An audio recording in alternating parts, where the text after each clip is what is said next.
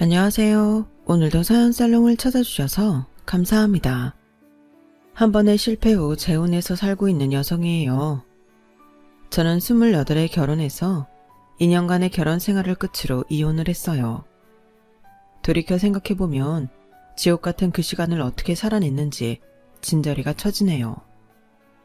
누가 등떠밀어서 한 결혼도 아니고 저도 나름대로 제 할 거 다 재고 선택했던 결혼이었는데 막상 결혼해 살아보니 이 사람이 정말 내가 알던 그 남자가 맞나 싶더라고요. 하지만 이미 식도 올렸고 혼인신고까지 한 마당이라 물릴 수는 없었어요. 그래, 살다 보면 적응도 되고 서로 맞춰가면 살게 되겠지. 이런 마음으로 버티고 버틴 인연이었네요.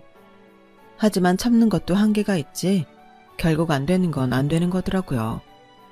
결국 몸도 마음도 너덜너덜해진 뒤에야 살기 위해 필사적으로 이혼을 선택하게 되었어요.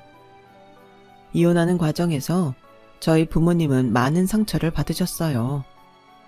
단지 내 자식이 이혼녀가 된다는 이유 때문이 아니라 남편과 시댁 식구들한테 엄청 시달림을 당했거든요.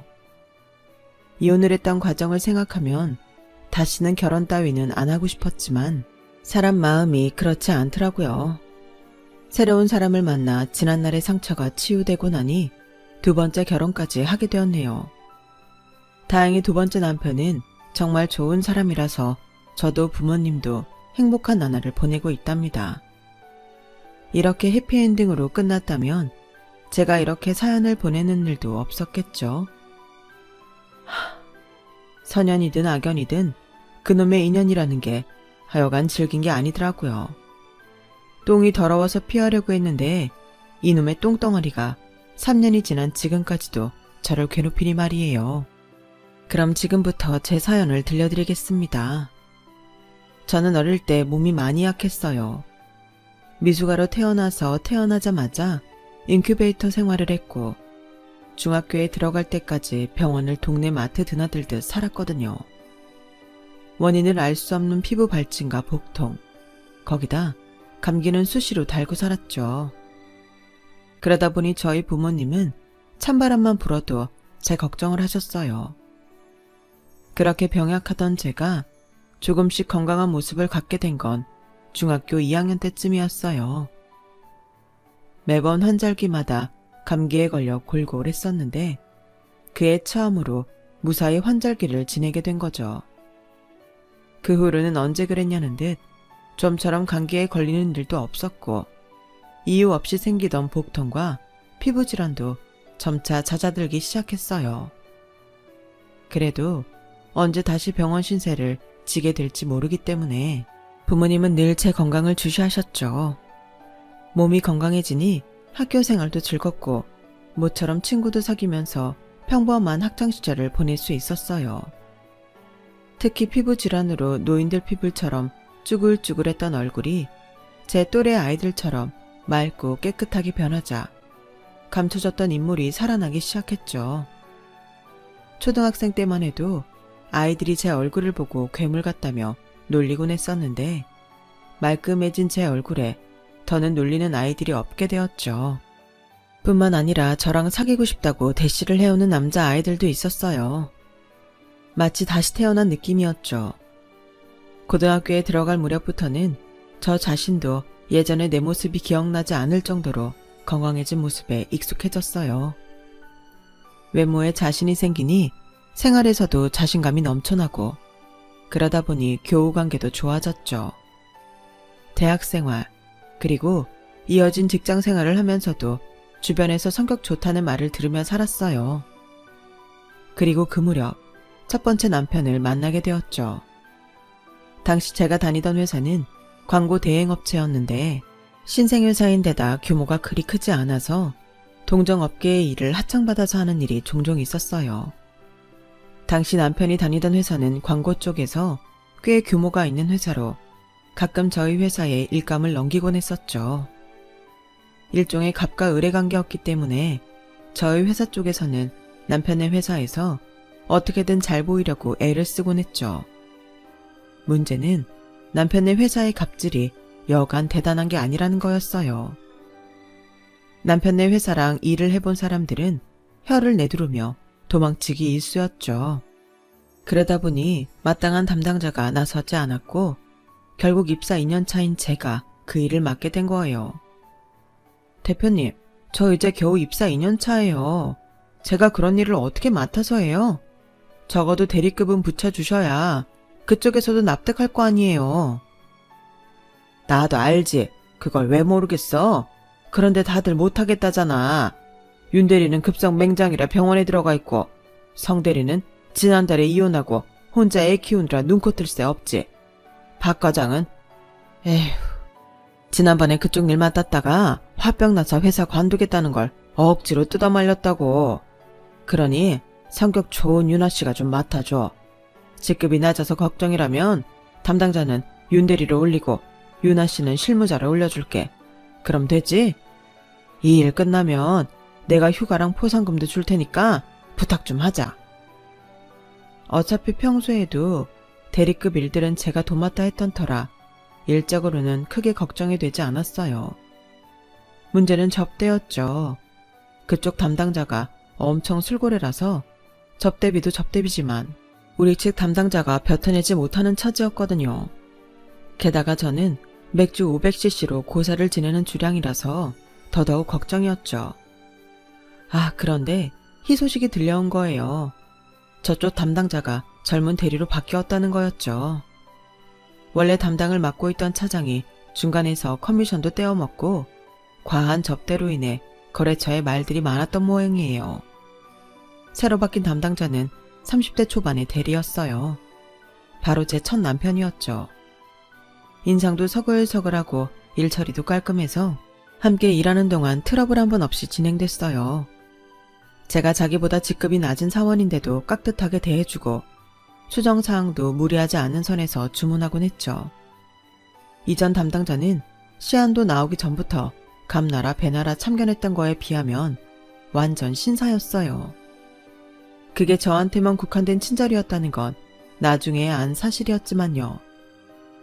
제가 야근을 할 때면 남편은 굳이 저희 회사까지 야식을 사들고 찾아왔어요.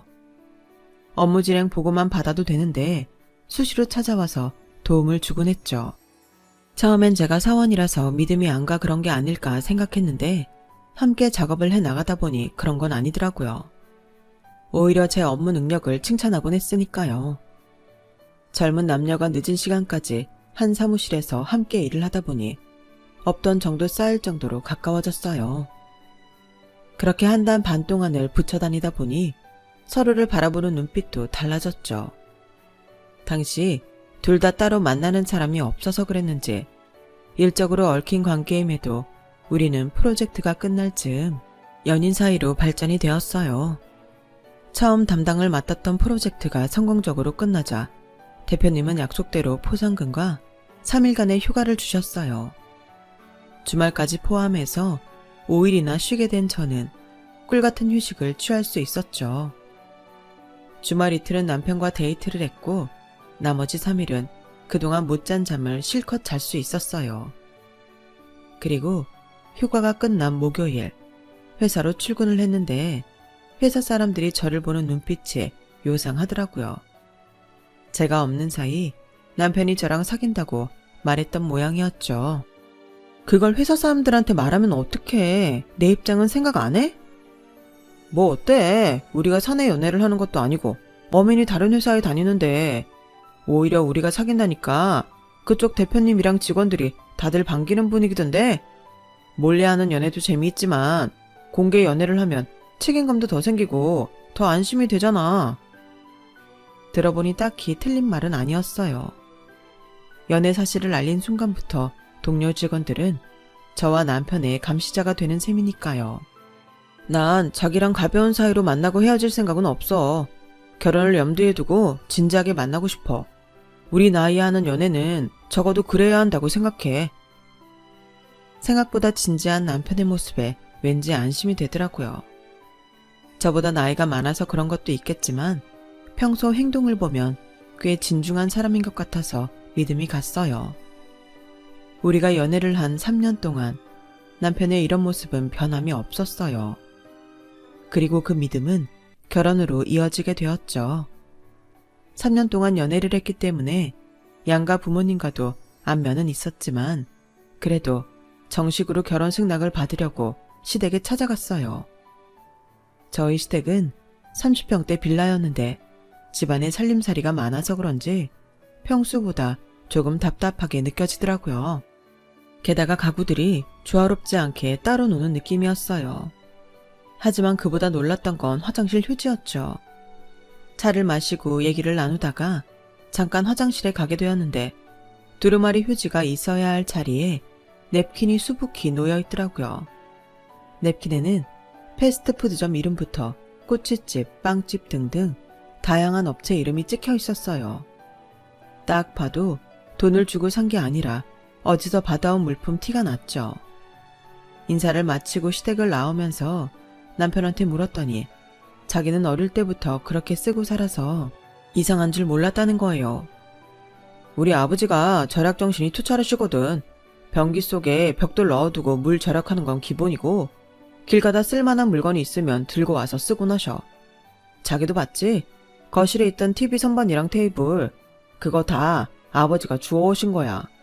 아직 멀쩡한데 버리고 새로 사는 건 낭비도 낭비지만 환경 문제를 생각하면 정말 안 좋은 습관이라나? 어릴 땐 우리가 못 사는 것도 아니면서 아버지가 남이 쓰던 물건들 들고 오시는 게 창피했는데 지금은 아버지 말에 동의해. 지금처럼 펑펑 쓰고 살다가는 지구가 온통 쓰레기장이 될걸? 듣고 보니 맞는 말 같더라고요.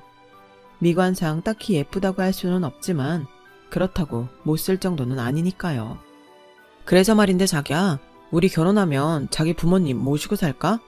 우리 집에야 형제가 나 말고도 둘이나 더 있으니까 부모님 모시고 살 자식 걱정할 필요 없지만 자기네는 다르잖아.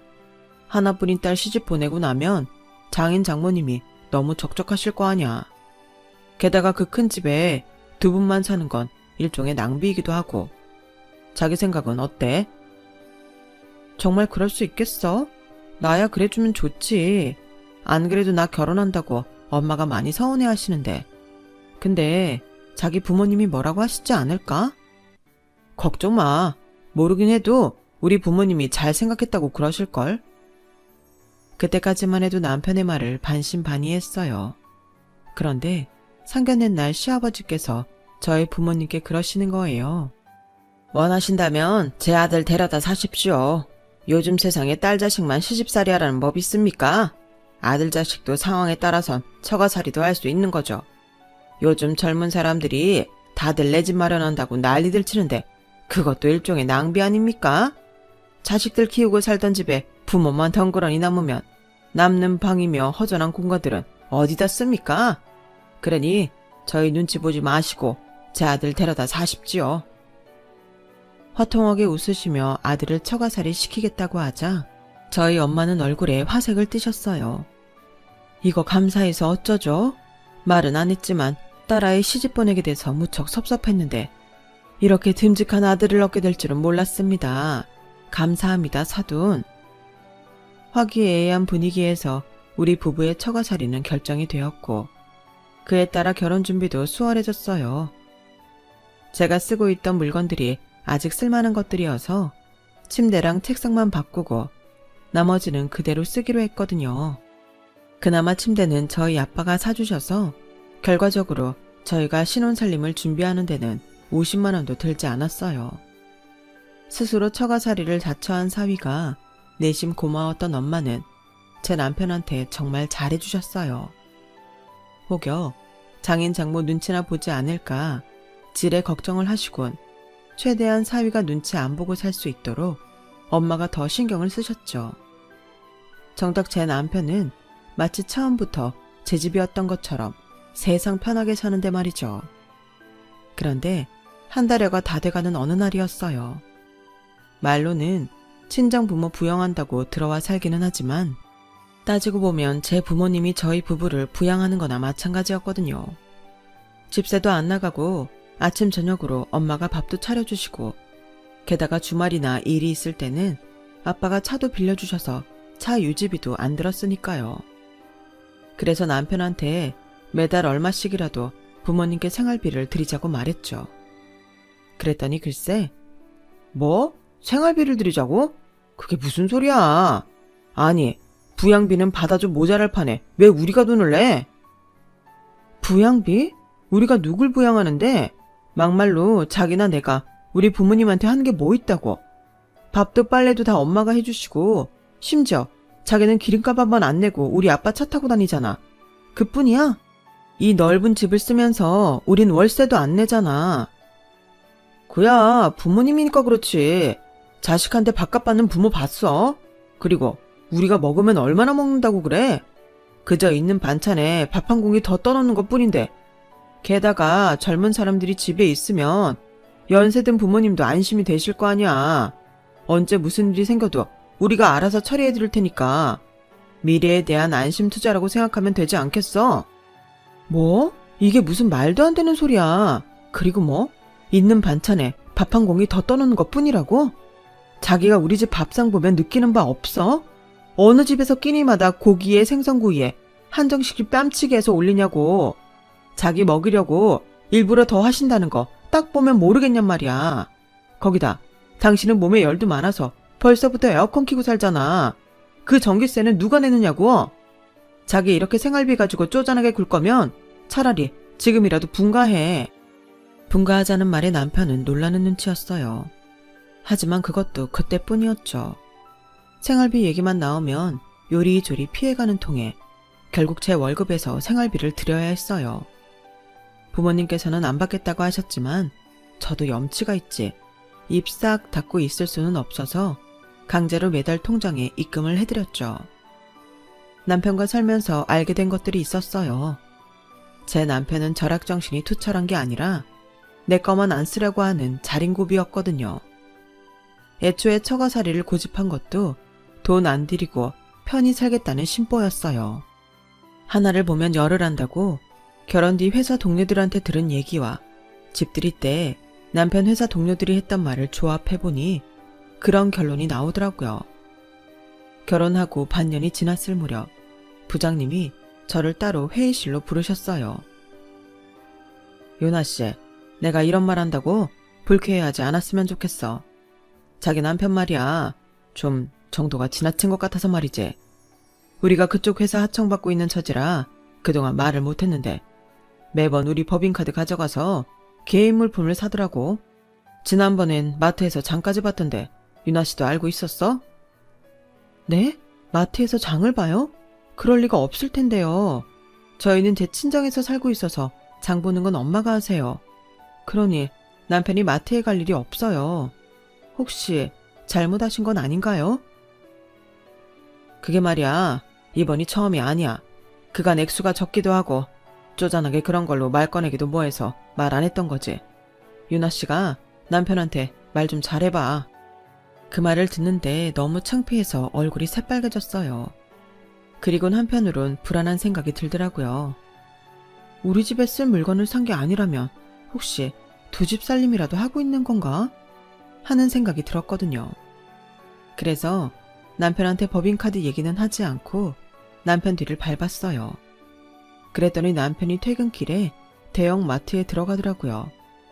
그리곤 미리 약속이라도 해 놓았는지 웬 여자랑 다정하게 카트까지 밀며 장을 보기 시작했어요. 여자 얼굴은 보이지 않았지만 딱 봐도 저보다 어려 보이더라고요. 그 모습에 다리에 힘이 빠져서 휘청했지만 이대로 물러설 수는 없어서 빈 카트를 밀며 뒤를 따랐어요. 한우 코너에서 이것저것 골라 담기 시작하더니 수산물 코너에서 모든 회까지 고르더라고요. 거기다 평소 잘 마시지도 않는 고가의 와인까지 챙기는 걸 보니 오늘이 무슨 날인가 싶더라고요. 그렇게 장을 보고 나온 남편과 여자는 택시를 불러 타고 갔어요. 저도 놓칠세라 택시를 타고 뒤를 밟았죠. 그런데 도착해보니 다름 아닌 시대가피지 뭐예요. 택시에서 물건을 꺼내는 여자 얼굴을 보니 어이없게도 신우이였어요. 남매는 고기며 회, 술까지 한가득 담긴 박스를 2개나 들고는 집으로 들어가더군요. 제가 남편한테 전화를 걸어보니 남편이 남동생 생일이라서 시댁에서 저녁을 먹고 간다고 하더라고요. 거기까지는 그렇다 쳐요. 그날 밤 남편 지갑을 열어보니 이놈의 인간이 마트에서 장 본 걸 저희 회사 법인카드로 긁었지 뭐예요. 하청에 들어오면 접대 차원에서 종종 남편네 회사 실무 담당한테 법인카드를 빌려주곤 하는데 그걸 이놈이 지 사욕 챙기는데 쓰고 있는 거예요. 웃긴 건 저희 집에는 껌 한 통 안 사오면서 자기 식구들 먹이고 입히는 데만 남의 법인카드를 썼다는 거죠. 물론 그런 카드로 긁은 물건을 받고 싶은 생각은 없지만 남편의 마음 씀씀이에는 화가 났어요. 먹고 자고 쓰는 건 내 부모 돈으로 하고 챙기는 건 자기 부모랑 형제들만 챙기는 셈이니까요. 그래놓고는 생활비 몇 푼 내자는데 그 난리를 치다니. 여보, 지금까지 이런 식으로 우리 회사 법인카드 써왔어? 자기네 가족들 먹을 고기랑 회 술 사느라? 기가 막혀서 정말. 왜 구질구질하게 이런 걸로 회사 사람들한테 말 듣게 만드는 건데? 자기 돈 있잖아. 자기 식구들 먹을 거는 자기 돈으로 사야지. 왜 남의 회사 공금으로 쓰냐고. 어차피 접대용으로 준 건데 내가 뭘 사든 무슨 상관이야. 왜? 자기네 회사에서 뭐라고 그래? 다 참. 지금까지 누구 덕분에 일감 얻어먹고 사는데 뒤에서 그딴 소리를 해? 자긴 신경 쓰지 마. 내가 알아서 처리할 테니까. 일감이 떨어져 봐야 자기들 잘못을 알겠지. 앞으로는 그쪽에 일 안 줄 테니까 알아서들 하라고 해. 뭐? 당신 제정신이야? 잘못한 게 누군데 당신이 적반하장이야. 당장 카드 반납하고 오늘 결제금 물어줘. 싫어. 내가 왜 그래야 돼? 그리고 법인카드 아니었으면 나 그렇게 비싼 거 안 샀어. 미쳤냐? 내 돈을 주고 툭불 한우를 먹게? 남의 돈이니까 먹는 거지. 카드 반납하고 돈 물어주라고 했다? 안 그럼 당신 정말 후회하게 될 거야. 제 충고에도 불구하고 남편은 카드 반납은커녕 멋대로 카드를 써댔어요. 그리고 얼마 뒤 회사에서 잘리게 되었죠. 저희 회사가 남편의 회사에서 하청을 받을 수 있었던 건 제 남편 도움이 아니었어요. 회사 대표들끼리 사돈지간이라서 애초에 공생관계로 시작된 협업이었으니까요. 그걸 모른 채 갑질을 했던 남편은 전임자가 그랬던 것처럼 단칼에 잘려나갔어요. 뿐만 아니라 그간 남편이 쓴 법인카드 금액을 변상하고 동종업계에 발도 못 붙이게 돼버렸죠. 어떻게 보면 자업자득이었어요. 문제는 회사 내에서 제 입지였죠. 제가 직접 일을 벌인 건 아니었지만 제 남편이 회사에 무리를 일으킨 거라서 마냥 모른 척할 수가 없었어요. 사람 속을 주머니 뒤집듯 뒤집어 보일 수도 없으니 남편이 사용한 법인카드가 저와 무관하다는 걸 증명할 방도가 없었거든요. 물론 대표님도 그렇고 회사 사람들이 저를 믿는다고는 말해주었지만 어디까지나 말뿐인 거죠.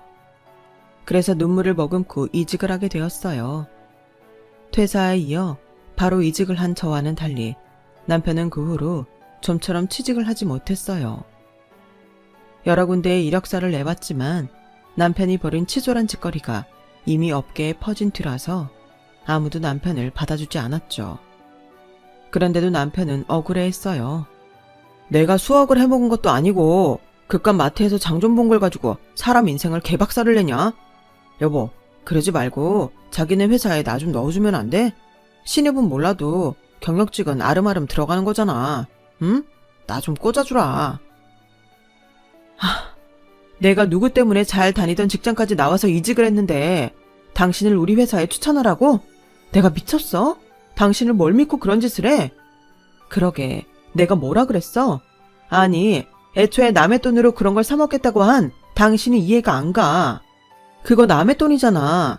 자기처럼 돈 아끼는 사람이 어떻게 남의 돈은 그렇게 펑펑 써대? 그게 무슨 절약이야, 도둑놈 심보지. 난 앞으로 당신이랑 일적으로 엮이고 싶은 생각 없으니까 내 도움 받을 생각은 꿈도 꾸지 마. 그리고 앞으로는 생활비도 꼬박꼬박 내. 우리 아빠 차 탈 때는 기름값 정도는 자기 돈으로 내고. 이야, 남보다 더하네. 그래, 그깟 생활비 내가 낸다. 낼 테니까 걱정하지 말라고. 하지만 이혼하는 그날까지도 남편은 생활비를 한 푼도 내지 않았어요. 그럼 어떻게 버티냐고요? 그 일을 생각하니 한숨부터 나는데 정말이지 자식은 부모의 거울이라고. 남편이나 시부모님이나 똑같은 사람들이더라고요. 결혼하고 1년도 안 돼 자기 아들이 실직을 했는데도 철마다 옷 사달라, 여행 보내달라 요구하는 게 한두 가지가 아니었어요. 그러다 남편이 생활비 문제를 시댁에 가서 어떻게 말을 했는지 하루는 저희 시어머니가 친정으로 찾아오셨더라고요. 손에는 반찬통을 바리바리 싸들고 말이죠. 그래, 네가 네 남편 실직했다고 밥도 먹지 말라고 했대서 내가 직접 내 아들 먹을 밥 싸들고 왔다. 안 사돈도 그러는 거 아닙니다. 아들처럼 데리고 살겠다고 한 사람이 누군데 직장에서 쫓겨났다고 밥도 안 주고 구박을 합니까? 내가 그 소리를 듣고 피눈물을 흘렸습니다. 어떻게 사람이 이럴 수가 있어요, 인정머리 없이? 사돈, 무슨 오해가 있었는지 모르지만 그런 일 없습니다. 저희가 왜 사위밥을 굶겨요? 직장일만 해도 혹여 실직했다고 기죽을까봐 저희는 그 일을 입에도 안 담는답니다. 아니 그럼 내 아들이 거짓말이라도 했다는 소립니까? 사돈이 이렇게 앞뒤가 다르니 내 아들이 날 찾아와 배고프다는 소리를 하죠. 어머님, 저희가 뭐라고 했는지 모르겠지만 그거 사실이 아니에요. 어제 저녁만 해도 사위 먹인다고 저희 엄마가 갈비찜 해주셨어요. 혼자 소갈비 5대나 뜨는 사람이 굶기는 뭘 굶어요? 오냐, 너 말 잘했다. 너 지금 내 아들이 네 집밥 축냈다고 나한테 시위하는 거지? 그깟 갈비 좀 먹었다고 시애미를 쥐잡듯 하는 거 아니냐고. 내 참 더러워서 니네 집이 좀 산다고 이렇게 유세 떠는 거 아니다. 암튼 앞으로 내 자식 먹을 밥은 내가 챙겨올 테니 그렇게 알아라. 어머님은 가지고 오신 반찬통을 냉장고에 쑤셔놓고는 휑하니 가버리셨어요. 1시간쯤 뒤 친구들 만나러 나갔던 남편이 돌아왔길래 도대체 시댁에 가서 뭐라고 했길래 어머님이 반찬을 싸우셨냐고 했더니 별일 아니라는 듯이 그러는 거예요.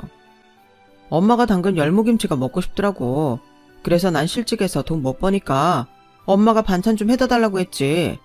왜? 무슨 문제 있었어? 암튼 나 먹을 반찬은 우리 엄마가 해다 줬으니까 나 반찬값은 안 내도 되는 거지? 참, 아버님 차는 내가 타고 다니는 대신 손세차 해드렸으니까 기름값 안 낸다. 어떻게든 취직할 생각은 않고 대충 생활비를 떼울 생각만 하는 남편을 보니 억장이 무너지고 한숨이 났어요. 그런데 이런 일이 그날로 끝이 아니라는 게 더 문제였어요. 시댁 식구들이 수시로 저희 집에 와서 사람 속을 뒤집고 갔거든요. 말로는 반찬 주러 왔다거나 자기 아들 먹일 쌀을 가져왔다고 했지만 그건 다 핑계였어요. 반찬이라곤 한 끼 먹고 끝날 정도의 소량이었고 쌀도 500ml짜리 페트병 하나 정도였으니까요. 그저 생색을 내곤 어떻게든 생활비를 안 내도록 하려는 얕은 꾀였죠. 문제는 이렇게 시부모님이랑 시동생들이 저희 친정에 드나들 때마다 저희 엄마랑 아빠가 힘들어하셨다는 거예요. 기껏 사위한테 잘해 먹이고도 마치 남의 자식 굶기는 파렴치한처럼 욕을 먹어야 했으니까요. 제가 있을 때만 그러는 것도 아니고 제가 회사에 가고 없을 때도 수시로 찾아오니 특히 엄마의 마음고생이 이만저만이 아니었어요. 이렇게 시댁 식구들한테 들볶이는 동안 저는 한동안 잠잠했던 피부 발진과 스트레스성 복통이 재발했고 휴직을 하고 병원 치료를 받게 되었어요. 몸도 아프고 정신적으로도 힘들다 보니 나 하나만 없어지면 모든 게 정리되지 않을까 하는 나쁜 생각까지 하게 되더라고요. 그러다 문득 잘못은 저 인간이 했는데 왜 내가 죽을 생각을 하나 싶어서 자는 남편을 깨워 이혼하자고 했어요. 그때는 정말 머리 끝까지 스트레스가 쌓여서 더는 참을 수 없는 상태였거든요. 이혼해. 난 더 이상 당신 같은 인간이랑 살 수 없으니까 당장 이혼해. 유나야, 너 미쳤냐? 지금이 몇 시인데 자는 사람 깨워서 이 난리야. 그리고 이혼 사유가 있기나 하냐? 막말로 내가 바람을 피웠냐? 도박을 해서 돈 탕진을 했냐? 나처럼 모범적인 남편이 어딨다고 이혼을 하재. 암튼 난 이혼할 생각 없으니까 잠이나 자. 남편은 별일 아니라는 듯 다시 이불 속으로 들어갔어요. 그 모습을 보니 당장 뭐라도 손에 쥐고 저 인간 머리통을 한 대 때리고 싶더군요. 하지만 그랬다간 내 인생만 망가질 게 뻔해서 숨을 고르며 방을 나왔어요. 그리고 노트북을 들고 실력 있는 이혼 전문 변호사를 찾았어요. 그리고 다음날 변호사 사무실 문이 열자마자 달려들어가 이혼 소송을 의뢰했죠. 끝까지 자기는 잘못한 게 없다고 뻗대던 남편은 이혼 성립은 물론 제게 위자료를 지급하라는 판결이 나오자 그제야 제게 미안하다며 자기가 잘못했다고 통사정을 하더라고요. 어떻게든 위자료를 깎아볼 생각으로 그랬던 건데 제가 들은 척도 안 하자 기가 막힌 짓을 하더라고요. 위자료 3천만 원을 동전으로 가져와선 저희 친정 거실에 뿌리고 간 거 있죠. 살다 이런 악질적인 인간은 또 처음이었어요. 남편이 뿌리고 간 동전을 자루에 주워 담는데 웃음이 다 나더라고요. 억울하거나 화가 나는 게 아니라 이렇게라도 저 거머리 같은 인간이랑 끝을 냈다는 게 너무 기뻐서 미친 듯이 웃었어요. 이혼을 하고 나니 그동안 엉망이 되었던 피부도 원래대로 돌아왔고 신경성 복통도 씻은 듯이 나았어요. 그래서 다시 회사에 복귀하게 되었죠. 그렇게 과거를 잊고 일에 빠져 살던 어느 날 저희 회사에 광고를 맡긴 프랜차이즈 고깃집 대표와 미팅을 하게 되었어요. 젊은 나이에 실직을 한 뒤 고깃집에서 아르바이트를 하다가 좋은 아이템을 떠올려 식당을 차렸다고 하더라고요. 고기는 1인분을 안 팔잖아요. 그래서 혼자 오는 손님들은 울며 겨자 먹기로 2인분을 시키거나 일행을 만들어 오곤 하는데 그걸 보고 1인분 고깃집을 차리자 생각한 거죠. 홀에서도 판매를 하지만 주로 배달을 주력으로 하고 있어요. 1인분 고깃집은 입소문을 타고 주문이 줄을 이었고 창업한 지 3년 만에 꽤 인기 있는 프랜차이즈로 상장하게 된 거죠. 그곳 광고를 전담하게 된 저는 대표가 직접 운영하는 직영점에 자주 가게 되었어요. 대표님이 워낙 바빠서 밖에서 따로 만나 회의를 하기가 힘들었거든요. 그렇게 만들어진 광고는 꽤 만족스럽게 뽑아졌고 대표님도 무척이나 좋아하셨어요. 덕분에 앞으로 광고는 저희 회사에 맡기겠다고 하셨죠. 그렇게 지명 광고와 매체 광고 등 여러 번의 작업이 이어졌고 그러는 사이 우리는 많이 가까워져서 작년 이맘때 재혼을 하게 되었어요. 남편도 한번 결혼에 실패한 적이 있어서 서로의 처지를 이해하는 데 도움이 되었죠. 결혼식을 올리고 얼마 안 돼 제가 임신을 하면서 회사를 그만뒀어요. 현재는 가끔 매장에 나가서 카운터를 봐주고 있어요. 그런데 하필 그곳에 그 인간이 올 줄 누가 알았겠어요. 보아하니 저희 가게 앞을 지나가다가 저를 보고는 가족을 몰고 온 모양이더라고요. 몇 년 만에 다시 지긋지긋한 전남편과 그 가족들을 보니 속이 울렁거리고 토가 쏠리더라고요. 그래서 직원한테 카운터를 맡기고 화장실에 다녀왔는데 홀에서 전남편 목소리가 쩌렁쩌렁하게 울리더라고요. 세상에 사람 먹는 음식에 손톱이 웬 말이야. 아니지, 이거 모양새를 보니 손톱이 아니라 발톱인데 여기 사장 누구야? 사장 나오라 그래. 난리통의 손님들은 웅성거리기 시작했고 저는 서둘러 전남편이 있는 테이블로 달려갔어요. 아, 네가 사장이야? 야, 나랑 살 때는 그렇게 깨끗한 턱 다 하고 살더니 돈은 참 더럽게 벌고 사는구나. 어떻게 음식에서 발톱이 다 나오니? 너 이거 어떻게 보상할 거야? 너 이런 거 따박따박 잘 따지잖아. 나한테 위자료 뜯어갈 때도 생활비 목록까지 증거로 제출해서 10원짜리 하나까지 다 받아간 거 기억나지? 나도 이참에 누구처럼 위자료나 제대로 받아볼까? 어떻게 보상할 거냐고. 일단 진정하세요. 그 발톱이 정말 저희 매장 음식에서 나왔는지 먼저 확인부터 하고 보상 처리를 논의하죠. 이게 아주 웃기네. 야, 넌 이상한 게 우습냐? 음식에서 이물질이 나왔으면 사장이 먼저 사과부터 해야 하는 거 아니야? 뭐? 확인이 먼저야? 이게 어디서 까불어? 너 인터넷에 올려서 가게 망하게 해줘? 야, 막내, 너 이거 빨리 찍어서 글 올려. 이것들이 가게가 망해봐야 정신을 차릴 모양이다. 전 남편 말이 떨어지기가 무섭게 신우이는 사진을 찍어 자기 SNS에 올렸어요. 그리곤 전 남편과 시댁 식구들은 의기양양하게 저를 흘겨보더라고요. 순간 식은땀이 날 정도로 긴장한 저는 다리에 힘이 풀려 휘청거렸어요. 그런데 그때 제 뒤에서 두 팔로 감싸 안아주는 사람이 있었어요. 바로 제 남편이었죠. 여보, 여기 일은 내가 처리할 테니까 당신은 들어가 있어요. 손님, 제가 이 매장 사장이자 프랜차이즈 대표입니다. 확인할 게 있어서 조금 늦었으니 양해 부탁드립니다. 방금 매장 내 CCTV를 통해 상황을 확인했습니다. 그런데 그 발톱은 저희 음식에서 나온 게 아니라 손님 주머니에서 나왔더라고요. 내끼네 곱게 싸와서 털어넣는 장면이 제대로 찍혔더라고요. 아, 그거 인터넷에 올리셨죠? 허위사실 유포까지 해당되겠네요. 뭐, 법률적인 문제는 저희 회사 고문 변호사랑 상의해서 법적 소송 절차 제대로 들어갈 테니까 일단 댁으로 들어가 주세요. 참, 나가실 때 계산은 제대로 해주셔야 합니다. 그 발톱은 본인이 스스로 넣으신 거니까요. 아니, 저기 뭐 그렇게까지 하세요. 장난 좀 한 거 가지고 법적 소송이라뇨. 야, 유나야, 이리 와서 좀 얘기 좀 해줘. 어? 전 남편 얼굴을 봐서라도 좀 도와달라고. 어디서 함부로 내 와이프 이름을 부릅니까? 경찰 불러야겠습니까? 그 더러운 입 닫고 당장 내 가게에서 나가주세요. 그리고 내 와이프는 당신 같은 인간이 함부로 불러도 되는 사람 아닙니다. 창피한 줄 알아야지.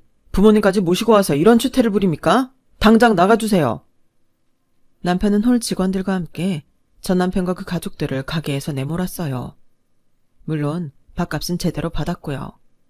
그리고 얼마 뒤 협박과 허위사실 유포 등 몇 가지 사안에 대해 전 남편한테 소장을 보냈답니다. 남편이 절대 봐주지 않을 거래요. 그날 전 남편을 보고 그동안 제가 얼마나 고통받고 살았을지 훤하다면서 자기가 대신 복수해주겠다고 벼르고 있네요. 저는 복수까지는 안 바래요. 그저 이렇게라도 제 악연이 끝나기를 바랄 뿐입니다. 악연은 끊고 선연으로 만난 남편과 행복하게 살고 싶거든요. 지금까지 제 사연을 들어주셔서 감사합니다. 들어주신 분들, 좋은 사람들 옆에서 항상 행복하시기를 바랍니다.